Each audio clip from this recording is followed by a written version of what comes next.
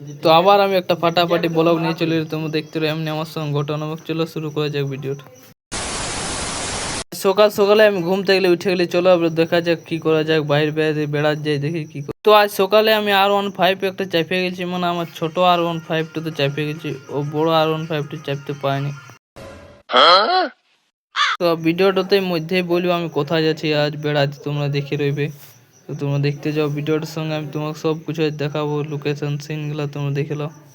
তো আবার আমি মুরাড্ডি হসপিটাল পৌঁছে গেলি, মানে বসে বসে ওয়েট করতে হচ্ছে একটা কাগজের জন্য। অল্প এখানে বসে লি, তারপর ওয়েট করবো।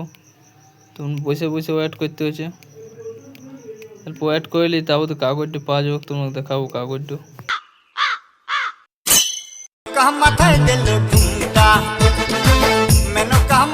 তো ডাক্তার সাহেবের কাছে আমি চেকটা পেয়ে গেছি, চেকটাতে পয়সা দেবো, মানে পয়সা দেবো না, কিছু কিছু ওষুধ দেবে।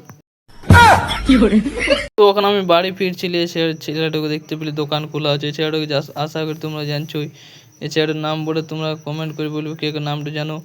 তো তোমরা দেখতে রো। তো বাড়ি যেয়ে আমি ঠান্ডা জলে গোসল করবো, না না ঠান্ডা জল না, গরম জলে গোসল করবো আমি।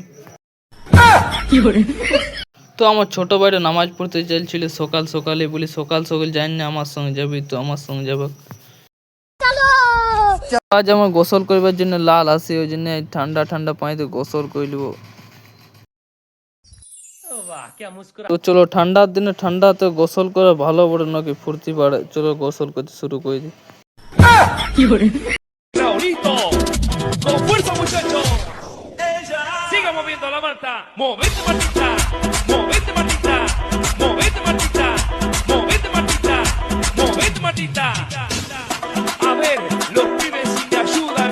তো বিকাল বেলায় বেড়াই গেলে আমি মাঠ দিয়ে ঘুরতে এলবো ইয়ার সঙ্গে, মানে ছোট ছেলেগুলোর সঙ্গে বেশি আমার আড্ডা, চলো ইয়ার সঙ্গে গেলে এলবো ঘুরতে। চলো গাইস, ভিডিওর যদি ভালো লাগে লাইক কমেন্ট শেয়ার করবে, আর যেমন আমি নেক্সট ভিডিও আনতে পারি। Bye bye.